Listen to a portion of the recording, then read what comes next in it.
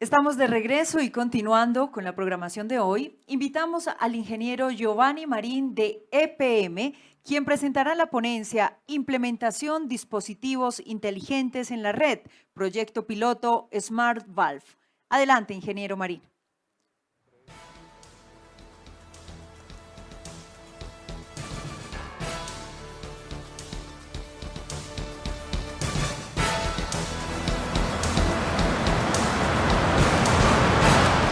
Esta es la nueva generación de tecnologías en transmisión de sistemas de potencia. Nos permite distribuir los flujos de líneas muy cargadas hacia otras más descargadas. Está basada en electrónica de potencia que trabaja como unas válvulas de regulación de agua. Entonces, si yo quiero disminuir el flujo en una línea de transmisión, yo cierro la válvula y mando el flujo hacia otras líneas más descargadas. O al revés, si yo quiero descargar otra línea cercana, yo puedo abrir esta válvula de acá y traer el flujo hacia esta línea. Esta nueva tecnología está basada en electrónica de potencia, es totalmente modular, es relocalizable, es la nueva generación porque la generación anterior eran diseños a la medida, ocupaban grandes espacios y no eran directamente relocalizables. Esta, por ser modular y trabajar como un Lego, yo puedo armar la solución, escalarla de acuerdo a mis necesidades. La solución se monta sobre una estructura metálica de hierro. Encima de la estructura metálica están los aisladores y en conjunto la estructura metálica y los aisladores le dan la altura suficiente para aislar eléctricamente toda la solución, ya que la solución, el conjunto de arriba, está trabajando al voltaje de la línea. Ya la solución, que viene a ser de los aisladores para arriba, está constituida por los siguientes elementos. En la parte inferior están la válvula, se llama el Smart Valve. Son transistores de alta potencia y son los que trabajan semejante a válvulas de control de fluidos. Encima de la válvula está el Smart Bypass, es un interruptor que se utiliza para sacar de servicio, ya sea en condiciones normales de operación toda la solución o en condiciones de emergencia. Y encima del bypass está el Smart Filter, que se utiliza para evitar que picos de voltaje o corriente, que llamamos transitorios, ocasionen operaciones inadecuadas en todo el sistema. Este dispositivo FACS distribuido está ubicado en la subestación Envigado.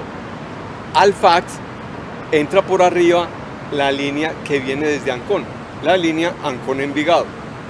Aquí a la izquierda tenemos la línea de Envigado que va hacia Guayabal. Entonces, si yo tengo muy cargada la línea que viene desde Ancón hasta Envigado, la que está en el FACT, yo puedo cerrar la válvula que está en el FACT y empujar el flujo hacia la otra línea que sale hacia Envigado. O sea, si por las dos líneas está viniendo flujo hacia Envigado y si yo cierro el flujo que viene desde Ancón, entonces voy a incrementar el flujo que vendría desde la subestación Guayabal. Esto se hace para descongestionar el sistema. Esto nos permite optimizar la infraestructura y mover el flujo de líneas más cargadas hacia otras más descargadas. Esto entonces permite en la operación real evitar sobrecostos operativos que llevarían a aumentos a la tarifa. Y en el largo plazo nos permite no tener que construir líneas nuevas o repotenciar en algunos casos. Así, por medio de esta tecnología que EPM está siguiendo desde el año 2005 cuando estaba en prototipo, hasta hoy que ya ha alcanzado un nivel suficiente de madurez, EPM estructura un piloto para validar la tecnología y por medio de esto se abren las puertas para multitud de proyectos en EPM, en todo el grupo empresarial, en el sector eléctrico colombiano y en Latinoamérica.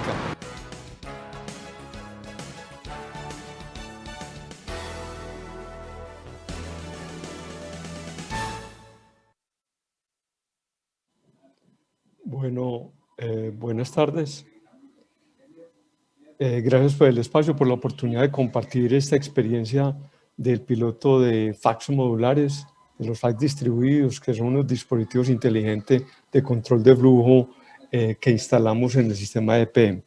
Entonces, vamos a empezar con esto, con los antecedentes. A ver, cuando estudiamos la conexión de Ituango al Sistema Interconectado Nacional, se plantearon, permítame, coloco el puntero, cuando se estudió que, por ejemplo, aquí a Medellín iba a llegar a una subestación en 500 a través de una línea y que iba a haber una subestación 500, 230 y que en ese 230 se iba a abrir la línea existente Occidente-Ancón entrando a esa nueva subestación. Entonces, ese estudio que lo terminamos en el 2012, pues dejaba la red intacta, o sea, en condiciones adecuadas con lo que estábamos viendo en esos momentos en el estudio de conexión. Pero luego, cuando aparece el plan de expansión del Valle de Aburrá, como en el año 2017, empezamos a hacer una cantidad de estudios con el fin de atender la expansión de la demanda y la conexión de una cantidad de pequeñas centrales hidráulicas que pretendían conectarse. Entonces, haciendo ese estudio, encontramos que en este corredor Ancón, Envigado-Guayabal, que es un corredor a 110, aparecían unas sobrecargas que son, y eso lo estudiamos en una cantidad de escenarios ya con la conexión de Hidroituango, pero con Hidroituango en 0 y en 2400 megavatios, en diferentes escenarios de demanda máxima, media y mínima, cada uno en 8 escenarios de generación y aplicando aproximadamente a cada uno de ellos 85 contingencias. Entonces fue un estudio bastante amplio y encontramos una cantidad de sobrecargas en ese corredor que les mencionaba, Ancón-Guayabal, Ancón-Envigado-Guayabal, debido a dos elementos. Eran sobrecargas tanto en estado normal como contingencia, debido a la incorporación de unos 400 megavatios de pequeñas centrales hidráulicas y para atención de la demanda. O sea, esas sobrecargas se solucionaban, pues operativamente uno lo veía o disminuyendo la generación de estas pequeñas centrales hidráulicas o haciendo corte de demanda. Entonces, como eso no lo he debido, sino que hay que permitir la entrada de toda esta generación que aparecieron posterior al estudio de conexión de Ituango. Esa es la razón, aparecen después. Entonces, en este nuevo estudio tenemos que encontrar soluciones para aliviar esta sobrecarga. Entonces, encontramos que, por ejemplo, y como teníamos que atender una nueva demanda, parte de la demanda de lo que hacemos nosotros es mover carga entre subestaciones. Eso implicaba montar un nuevo transformador en la subestación Rodeo, y EPM por política tiene que, cada vez que hay un transformador de estos de 60 MVA, pues tiene que haber, si son líneas de 110, 2 nuevas líneas de 110 para alimentar ese transformador. Entonces nos encontramos con esta opción de abrir ya fuera Envigado-Guayabal o abrir Ancón-Guayabal. Ahora, con esas reconfiguraciones encontrábamos que un corredor que es normalmente de 467 amperios, por ejemplo, en esta reconfiguración había que subir este corredor entre Ancón-Envigado y Envigado-Guayabal a 820 amperios y el corredor entre Envigado, Guayabal y Rodeo a también 820 amperios, mientras que con esta configuración, este corredor entre Guayabal, Rodeo y Ancón habría que subirlo a 567 amperios. Eso si hiciéramos la opción de repotenciar, que es lo tradicional. O sea, cuando se encuentran sobrecargas, el ingeniero tradicionalmente lo que piensa es repotenciar.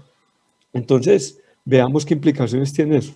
Ese corredor es un corredor con altos desafíos ambientales, sociales y prediales, porque los que viven aquí en Medellín son unas líneas que vienen por el centro comercial Mallorca y entonces vienen pegados al río y por acá en la subestación Guayabal, para poder llegar hasta Rodeo, esto había que pensarlo en cable.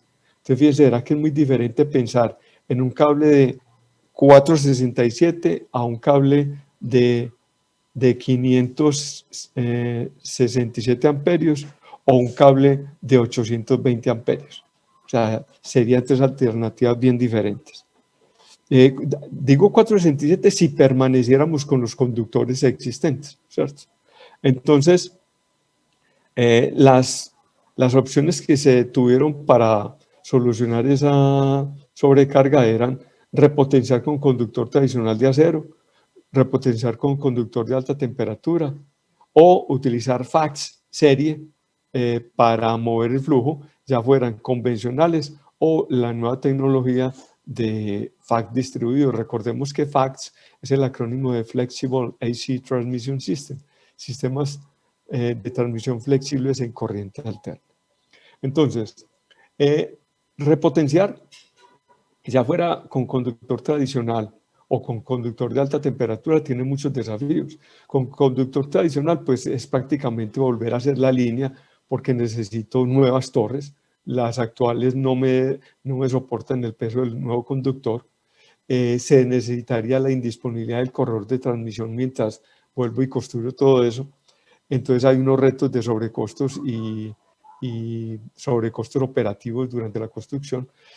Y como esa línea, como es tan vieja, no tiene servidumbre constituida, habría la necesidad de un posible licenciamiento ambiental. Lo mismo con conductores de alta temperatura. En principio, pues se pueden utilizar las mismas torres, eligiendo adecuadamente el conductor, o sea, eligiendo un conductor con un peso máximo igual al mismo peso por unidad de longitud, y con eso se puede aumentar sustancialmente la capacidad de corriente.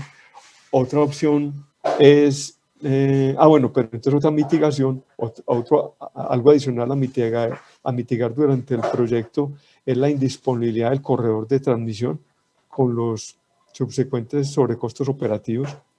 También las pérdidas eléctricas, porque esto se llaman conductores de alta temperatura, porque pueden trabajar hasta 200 grados centígrados continuos o 240 en condiciones de emergencia. Esos son pérdidas que hay que evaluar. Y también la posible necesidad de un licenciamiento ambiental. Entonces existe la otra alternativa de los FACS.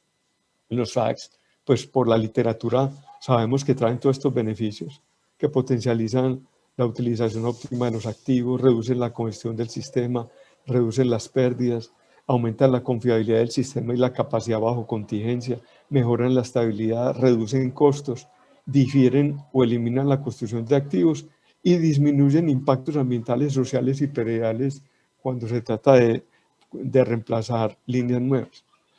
Pero en los FACS hay dos generaciones. Los FACS tradicionales, que tienen altos requerimientos de espacio, son diseños complejos y a la medida. O sea, si yo necesito un valor de impedancia determinado, me lo hacen a mí. Eso es como si fuera un traje hecho por un sastre. Los procesos de mantenimiento son complejos, con altos OPEX, y por lo general se necesita un tipo que viene del extranjero, con una capacitación que hace que el costo por hora del diseño sea bien alta. Tienen largos tiempos de diseño y construcción, relativamente más cortos que hacer una nueva línea, pero también tienen largos tiempos de diseño y construcción. No son directamente reubicables. Si yo me los voy a llevar para otro lado, eso es prácticamente una nueva ingeniería. En el sector, por ejemplo, nos estamos preguntando, el SBC de Chinú, pues fue construido para unas condiciones del sistema, cuando para la costa había solamente 2 líneas de transmisión y se necesitaba para condiciones de estabilidad transitoria. Ya en estos momentos, como la interconexión ha mejorado, ya ese SBC ahí pues no tiene esa utilidad, se podría utilizar mejor en otro lado. Entonces ya realmente, si no lo vamos a llevar, es volver a hacer el SBC. La confiabilidad casi siempre es concentrada, o sea, si se me daña un elemento, por lo general tengo que sacar de servicio todo el sistema. A veces tienen sistemas redundantes o modulares, pero no es tan elemental. Y hay una sobrevaloración inicial de los dispositivos. Eso quiere decir de que si yo en el tiempo necesito un valor por ejemplo, de impedancia menor, entonces ya me tengo que quedar con ese valor de impedancia, no me lo puedo llevar para otro lado. Bueno, lo otro En cambio, los FACS modulares o distribuidos son una nueva generación que no tienen los requerimientos de espacio de los FACS tradicionales, son diseños modulares y escalables, como lo vamos a ver en detalle enseguida. El mantenimiento es sencillo, requiere un entrenamiento relativamente bajo, los tiempos de diseño son relativamente cortos e implementación, porque son como un Lego, como lo describíamos en el video. Entonces yo armo mi solución así, como con bloques. Son fácilmente reubicables por esa misma modularidad, incluso por nivel de tensión. Es solamente cambiar la plataforma de aislamiento. La confiabilidad es distribuida, si a mí se me sale un bloquecito, los otros pueden seguir funcionando. Y hay una valoración adecuada de requerimientos en el tiempo, porque si yo, por ejemplo, el mismo ejemplo de impedancia, si yo tengo un valor de impedancia inicial en el proyecto y necesito menos en este sitio y más en otro en el tiempo, yo los puedo mover, como vamos a ver que fue concebido este estudio. Entonces, en ese sentido vamos a recordar cómo se mueve el flujo. Recordemos que el flujo de activa entre dos nodos está gobernado esencialmente por el seno del ángulo de los dos voltajes y la reactancia entre los dos nodos, y la reactiva pues depende de la diferencia de voltaje entre los dos nodos. Entonces yo puedo descongestionar una línea moviendo activa y reactiva, y de hecho ese corredor es muy sensible a la reactiva, ¿no? Porque algunas veces se cree que solamente es la activa. No, la reactiva es un factor fundamental, y más en estos esquemas desregulados para descongestionar. Pero vamos a hacerle un poquito de profundidad a la activa. Entonces yo puedo mover el flujo, por ejemplo, aumentarlo entre dos nodos, colocando un capacitor serie, hace que este denominador disminuya y aumente el flujo. Lo mismo puedo disminuir el flujo colocando una reactancia inductiva, un reactor serie.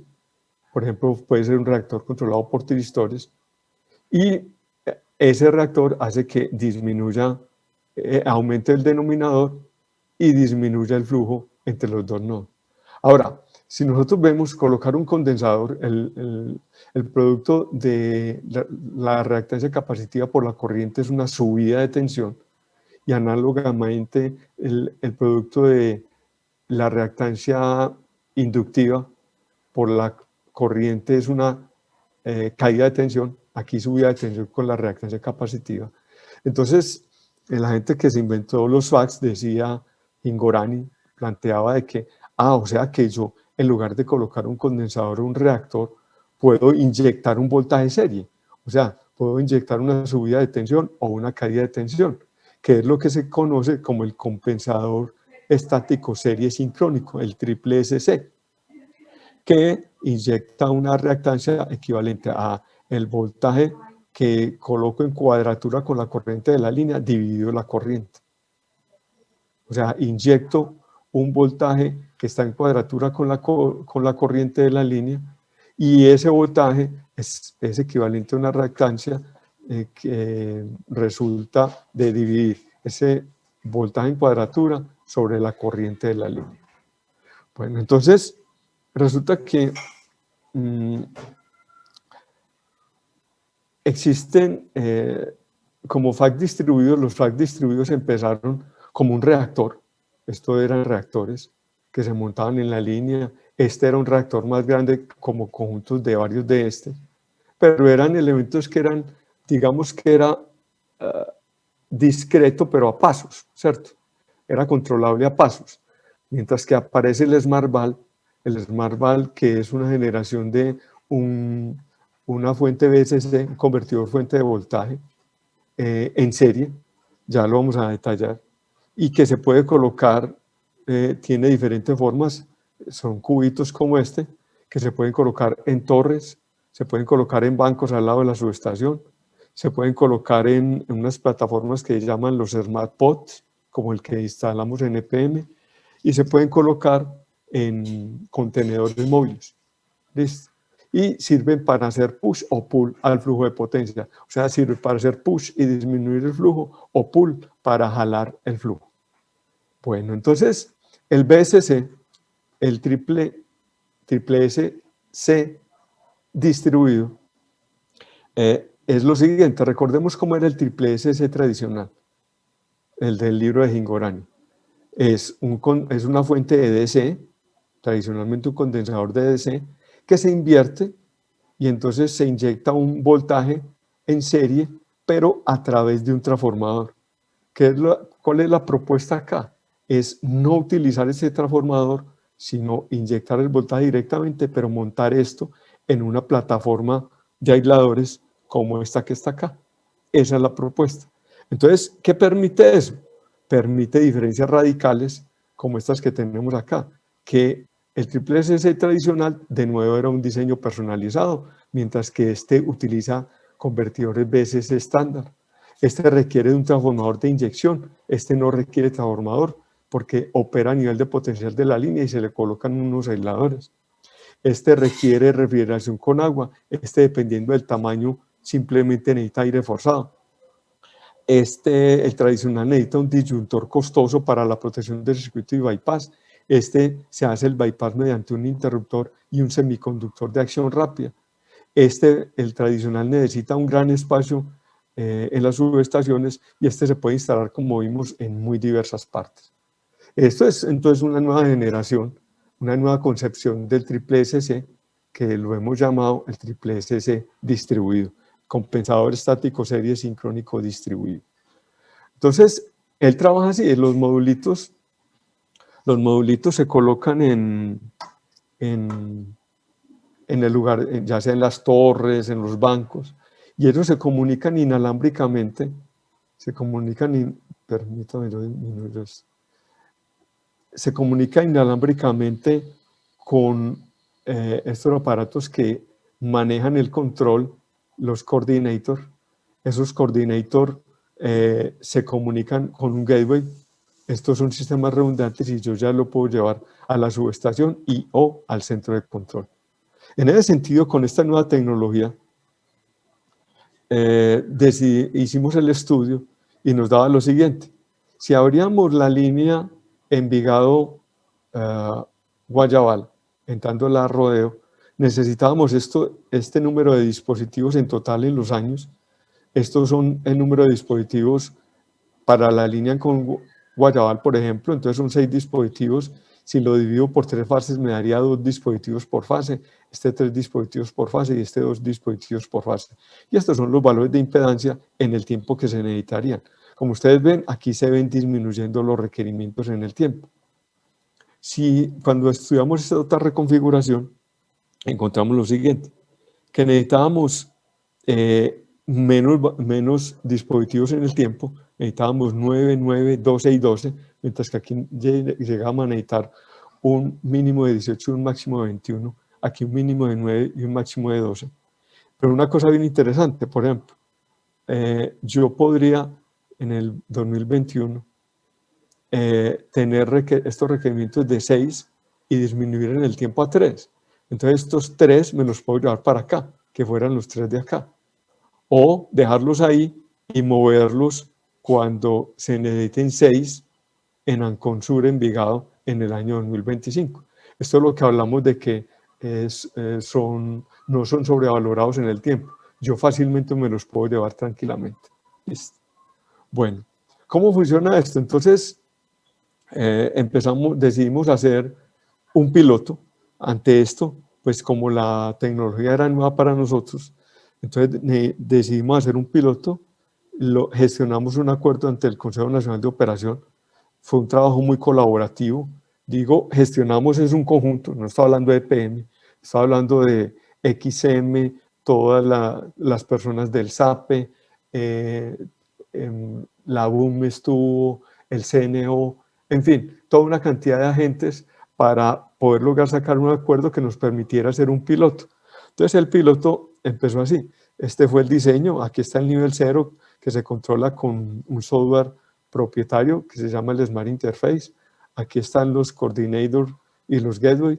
se comunica, estos son los switches y se comunican con el controlador de la subestación y a través de 104 se llevan al centro de control. Además de eso, quisimos hacer lo siguiente. Como el FACT íbamos a medir, vamos a variar impedancia para variar línea, una impedancia equivalente inyectando un voltaje, montamos PMUs al lado y lado de la línea en Ancón y en Envigado, montamos estos relés 451 con función únicamente de PMU, no lo tenemos como protección, tenemos con GPS, los llevamos a un computador CEL donde calculamos la impedancia y estamos viendo, somos capaces de ver el cambio de impedancia con y sin el FACT. ¿Listo? O sea, esto no se necesita para una solución. Nosotros lo quisimos hacer como parte de la simulación y ver qué tan preciso el sistema hace el cambio de impedancia. Entonces, aquí está el montaje. Aquí están, aquí abajo los coordinators, 1 y 2, redundantes. Esta es la vista frontal, esta es la vista trasera. Aquí están los gateways, redundantes también. Y aquí está la PMU-C. Esto está localizado en Envigado. Bueno, este es el despliegue del nivel 0 del software Smart Interface, desde donde se configuran estos dispositivos. Y aquí abajo tenemos, esta es una interfase que desarrolló un ingeniero de nosotros para que pudiéramos ver desde un HMI y controlar desde la subestación los FACTs. Este ingeniero ya no está con nosotros, se lo llevaron. Bueno, y este es el despliegue en SCADA.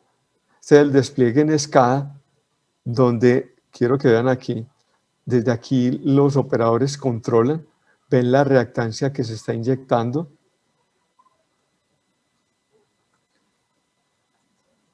Permítame.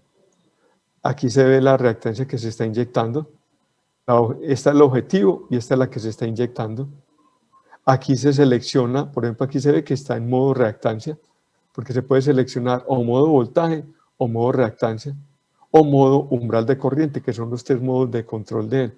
Yo le puedo decir un porcentaje de control de inyección de voltaje. Ahorita vemos cuánto inyecta este. Este inyecta pues más o menos 566 voltios, o la inyección de una reactancia objetivo en miliohmios, o un umbral de corriente. Aquí podemos ver, Siemens no tenía este desarrollo del FACT, y eso iba a demorar un mundo, pues todo el tiempo del mundo, realizar este desarrollo de estos elementos. Entonces simplemente pues, concertamos con los muchachos del SCADA, pues que el flujo de carga atrás sigue siendo lo mismo, ¿no? Entonces en últimas es una reactancia, yo lo puedo simular como un equivalente de una reactancia inductiva en paralelo con una reactancia capacitiva. Aquí entonces se ve que está en modo reactancia inductiva y que el bypass no está puesto. ¿Listo? Ok. Aquí se ven los megavatios que están circulando. Bueno, este fue el montaje que se hizo. Se hizo con grúas de la empresa. No necesitó grúas especiales. Y el montaje lo hizo nuestra gente, con supervisión de una persona de SmartWise, la compañía que distribuye esta tecnología, pero lo hizo nuestra gente como tal. Aquí ya está el montaje definitivo. Aquí se ve, como se veía en el video, la estructura de hierro. Aquí los aisladores. Entonces, en conjunto con esta altura, pues protegemos las distancias de las personas, pero este es el que da el aislamiento a fin de cuentas, estos aisladores. Aquí está la válvula. Yo puedo montar 1, 2, 3, 4, 5 válvulas, de las que vamos a ver enseguida. Aquí está el bypass y aquí está el filtro. ¿Cómo este es el proceso? Los equipos los recibimos el 22 de diciembre. Pues la gente se fue a vacaciones o no fuimos a vacaciones y el montaje empezó el 4 de enero, del 4 al 15.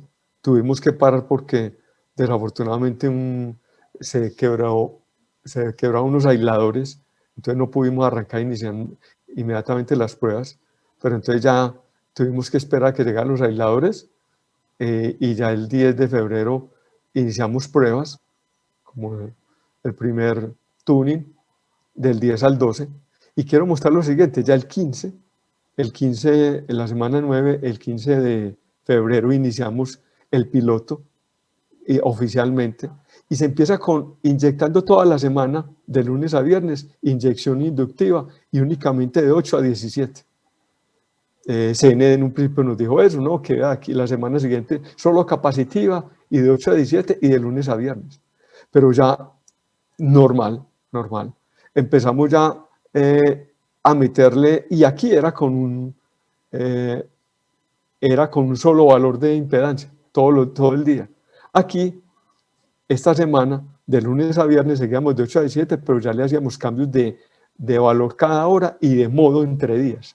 O sea, éramos capaces, ya nos atrevimos a hacer cambio de modo cada día. Y ya de la semana 12 en adelante, trabajamos las 24 horas al día, las 24 horas del día, 7 días de la semana, lunes a domingo, en donde de 1 a 7 trabajamos un ajuste, de 8 a 12 trabajamos otro, de 13 a 17 otro, y de 18 a 24 otro. El 18 de junio hicimos un cambio en las variables análogas para estarlas enviando de forma cíclica para que no se bloqueara el canal. Y el junio 22 hicimos un ajuste de un bypass que lo voy a explicar enseguida. Y el julio 6 se hizo una actualización de firmware. Bueno, entonces vamos a hablar de lecciones aprendidas alrededor del cambio de flujo, el bypass uniprotecciones de línea, la operación por debajo de 200 amperios, los bloqueos en comunicaciones, la apropiación operativa, el rango operativo y otros. ¿Listo? Entonces empecemos. Aquí tenemos un ejemplo con las mediciones fasoriales sincronizadas, tomando muestras 60 veces por segundo. Aquí podemos ver cómo el 6 de julio se hace un cambio de impedancia. Aquí estaba el FAC fuera de funcionamiento, y aquí se empieza a inyectar, y con un cambio, inyectándole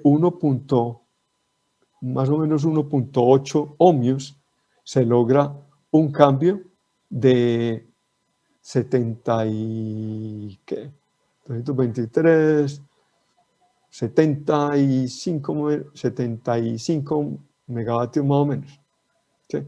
74 megavatios más o menos. O sea, con 1.8 ohmios, amperios, pudimos mover 74 amperios más o menos, con 1.8 ohmios. Entonces, esto inmediatamente, ahorita vamos a ver por qué esta oscilación, porque en realidad esto, vamos a verlo de una vez, esto tiene una característica, y es que la impedancia que inyecta es función, veámoslo aquí, la impedancia que inyecta, aquí está en el eje vertical, es función de la corriente. Entonces, cuando la corriente cambia, él está cambiando la impedancia que está inyectando. Y como la corriente en el sistema está cambiando por la naturaleza dinámica del sistema, él inmediatamente, cuando se cambia la corriente, él está en un punto, está inyectando un valor de corriente, de impedancia, y se le mueve la corriente del sistema por operación, por arriba o por abajo, entonces se cambia la impedancia que él está entregando, entonces él inmediatamente busca encontrar de nuevo la impedancia que debe entregar. A eso se debe en parte la oscilación, porque él está tratando de siempre entregar esa impedancia. ¿Listo? Bueno,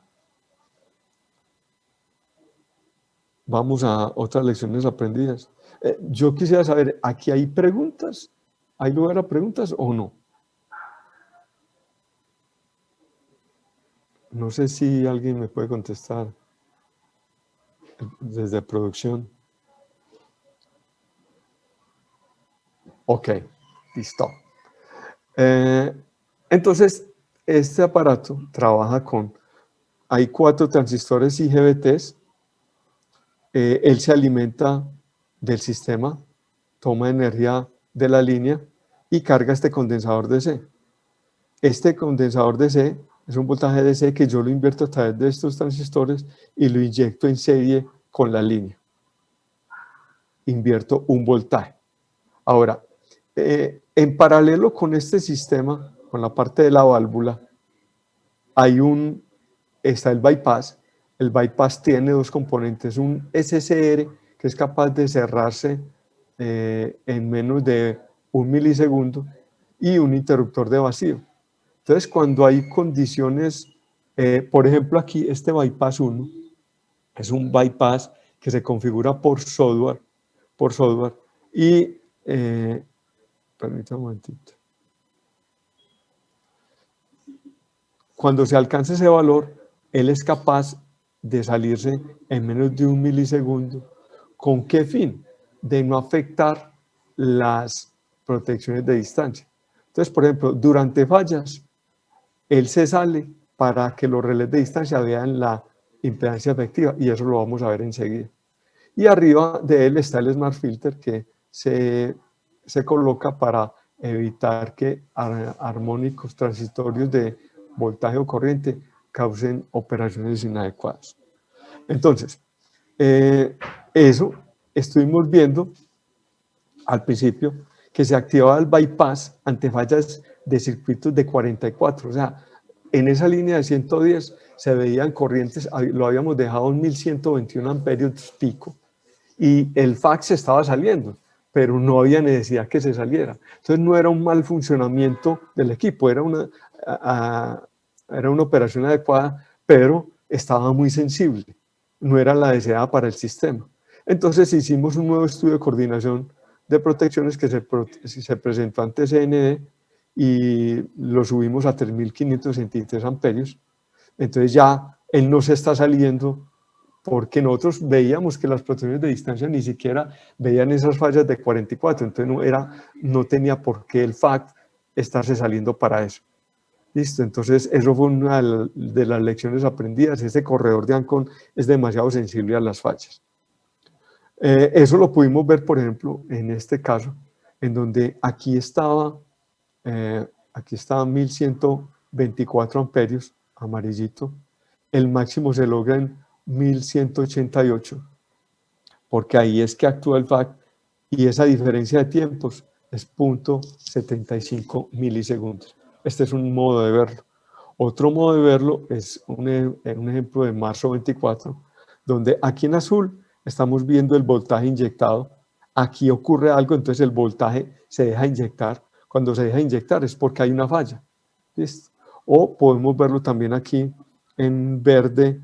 En verde es el voltaje, perdón, el amperaje por la válvula.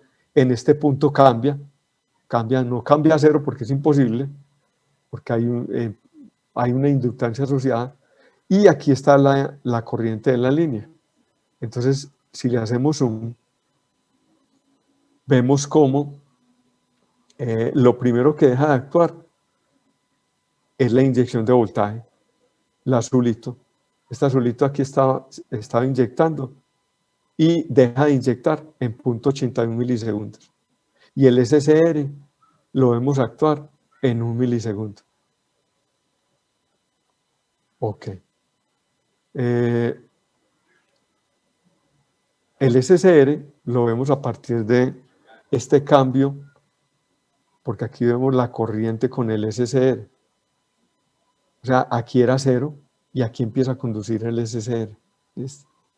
Entonces aquí cuando empieza a conducir el SCR, aquí entre este punto donde ocurre la falla y la conducción del SCR es 1 milisegundo. ¿Listo? Bueno. Otro aprendizaje, bloqueo de comunicaciones con arquitectura de comunicaciones de fax. Estábamos viendo, en laboratorio se observó que cuando se presentaban largos periodos de tiempo sin intercambio de señales como es tradicional, pues yo mando el set point y lo dejo ahí trabajando. Se presentaba bloqueo en la comunicación. Entonces, con el fin de evitar eso, se programó en el protocolo IS-104 el envío de señales análogas de forma cíclica. Eso no ocupa prácticamente nada del ancho de banda en la subestación, pero soluciona el problema de bloqueo. Otro aprendizaje es la operación por debajo de 200 amperios. ¿Qué pasó?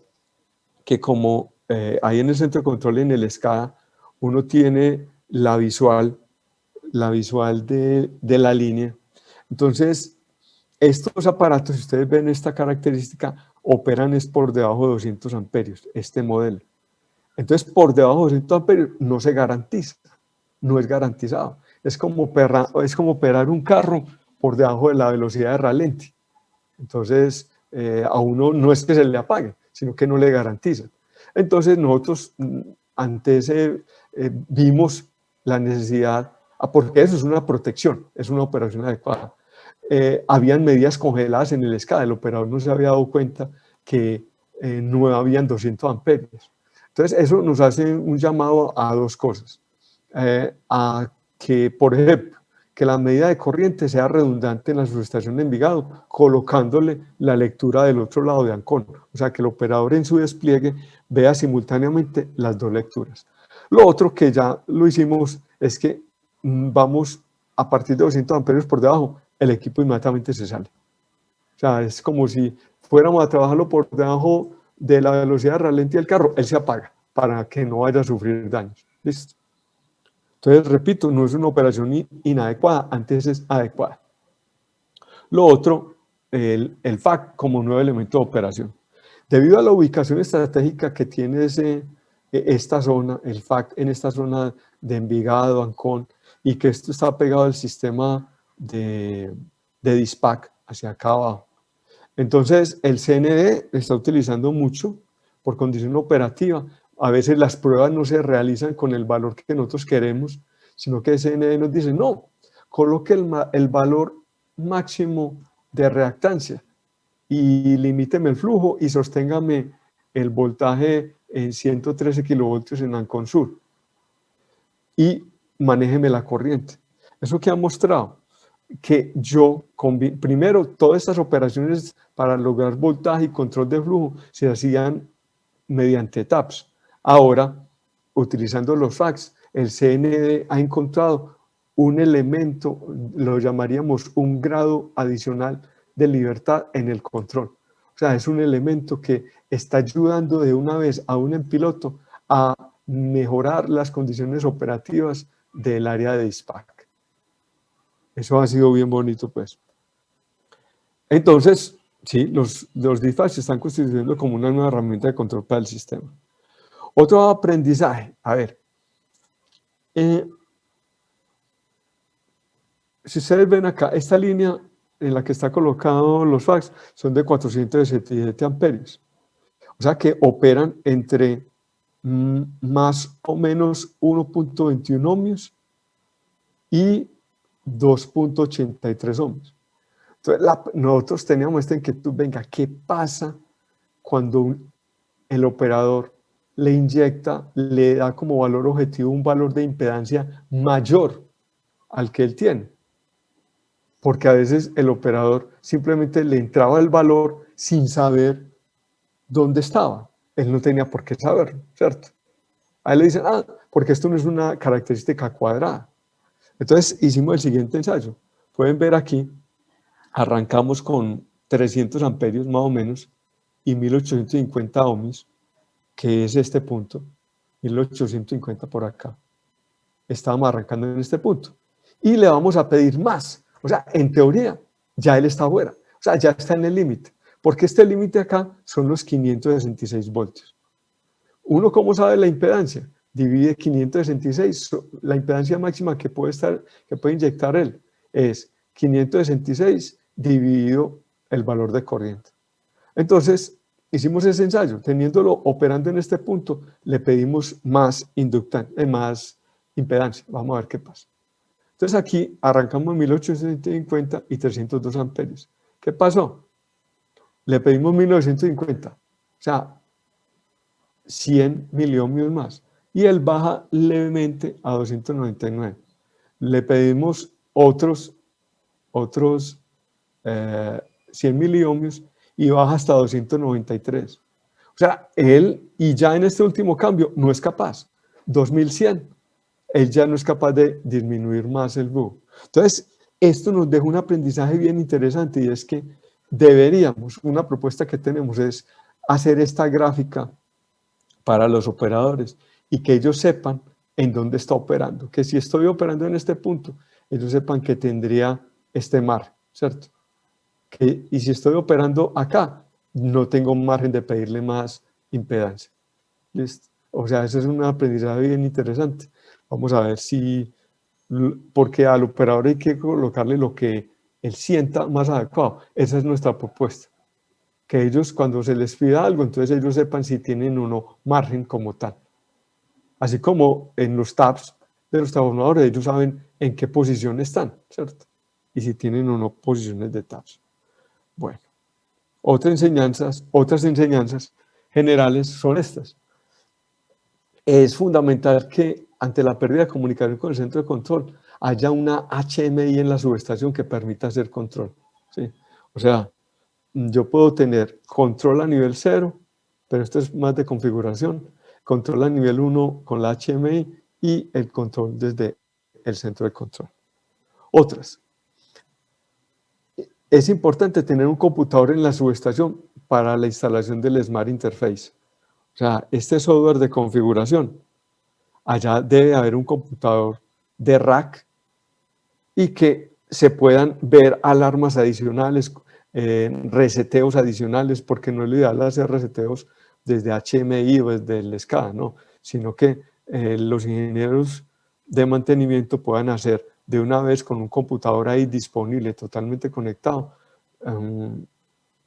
análisis, mantenimiento sobre los dispositivos fax. Otro, algunas reflexiones regulatorias. A ver, nosotros para realizar el piloto tuvimos que indisponer la línea, como era una línea, la línea Ancon-Envigado, y hubiéramos querido que la indisponibilidad asociada a eso no se tuviera en cuenta, porque esto no era una expansión, era para un piloto, ¿cierto?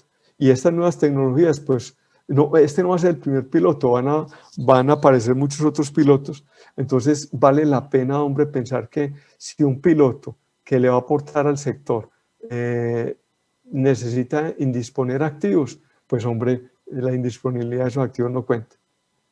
La otra es la declaración en operación comercial de equipos pilotos dados los procedimientos previos.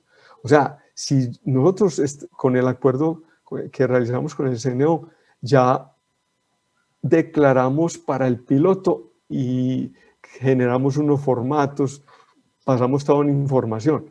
Entonces, eso ya debería ser casi que automático que se pueda declarar en explotación comercial esos mismos equipos. Por lo menos, ya lo faltante, digamos los nuevos que se incorporen si ejercemos la opción de compra, entonces ya sería incorporar lo faltante.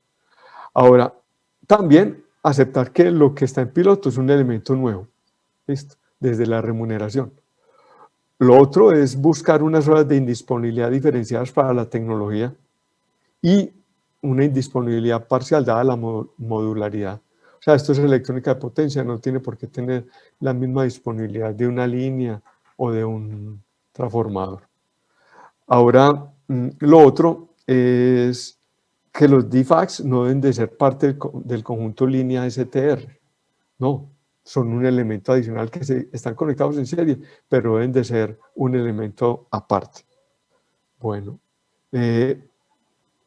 pues no escribí conclusiones, pero con esto el piloto nos ha mostrado que esta tecnología va a flexibilizar demasiado el sistema de potencia de Colombia. Con esto tenemos la opción de una tecnología que nos va a permitir diferir o evitar la construcción de líneas nuevas, nos va a permitir eliminar sobrecargas en líneas e incluso en transformadores, porque nosotros hemos encontrado ejercicios en donde esto puede limitar la sobrecarga de un transformador.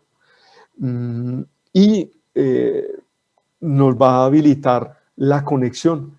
En el caso, por ejemplo, de EPM, esta tecnología está habilitando la conexión de más de 400 megavatios de renovables que si no estuvieran estos dispositivos no se les podría, habría que hacer otras opciones, ¿cierto? O sea, no se les podría dar punto de conexión a menos de que aparezca una obra que es o repotenciar o estos DFACs. Entonces, vemos tecnologías, estas tecnologías de DIFAX son tecnologías que son ambientalmente, socialmente y predialmente con impactos positivos.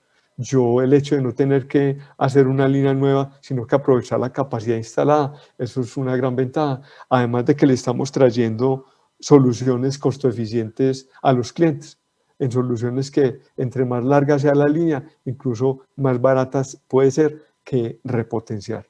De hecho, pues ya la UME ha presentado unos proyectos para la zona Caribe con el Grupo de Energía Bogotá, adjudicado al Grupo de Energía Bogotá, para permitir la generación, el ingreso de una generación.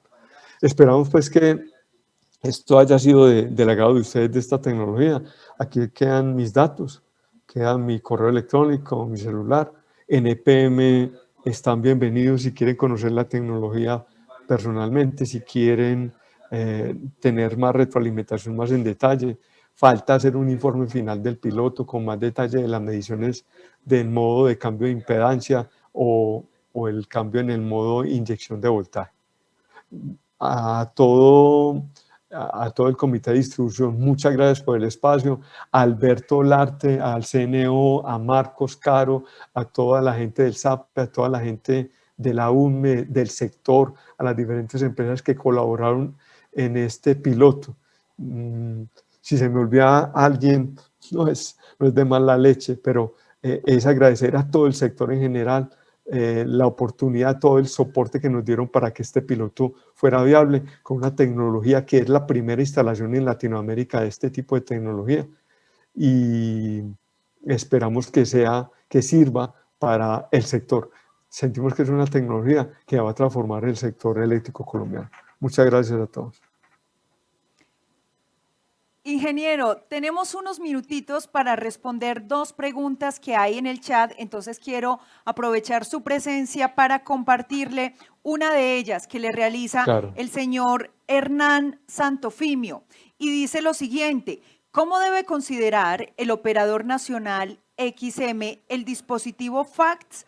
Se, entre comillas, consigna en forma permanente para que dicha condición sea considerada en el despacho diario. El operador nacional podría solicitar al propietario del dispositivo FACTS que no lo opere ante el mantenimiento de algún activo de generación y/o transmisión. La respuesta es sí.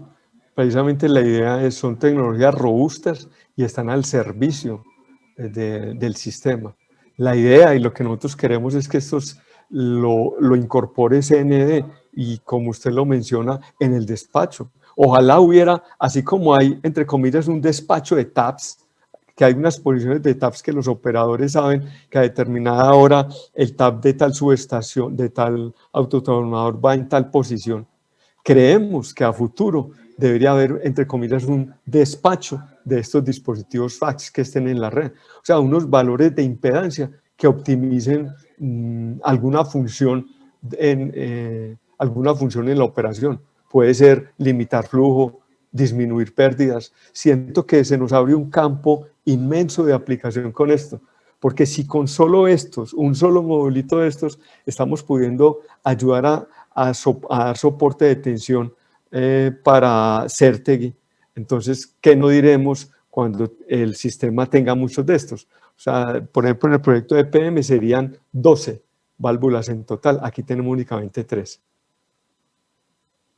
Y hay una pregunta del señor Marco Antonio Caro Camargo, y dice él, complementando la pregunta de Hernán y considerando que posiblemente estas tecnologías se masificará en todo el SIN para resolver restricciones, ¿se podría considerar estos elementos en el despacho donde el modo y punto de operación, por ejemplo, sea definida desde el CND como una variable de decisión? ¿O por el contrario, los diferentes modos de operación serían definidos offline y materializados vía consignas operativas?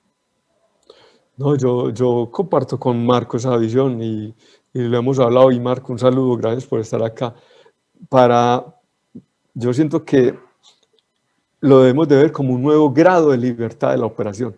Estamos flexibilizando la operación. Recordemos que son sistemas flexibles de transmisión en corriente alterna. Entonces, si son elementos, antes de los FACS, mover una variable en el sistema era muy difícil, eran sistemas muy rígidos. Entonces, esto es electrónica de potencia, admite todas las maniobras que usted quiera, los transistores pues no van a sufrir por eso, están para eso. Entonces, es un nuevo grado de libertad. Para mí, debería ser una nueva variable de optimización que el CND incorpore en sus procesos. Ingeniero Marín, muchísimas gracias por su intervención y por haber respondido a estas dos inquietudes de nuestros asistentes.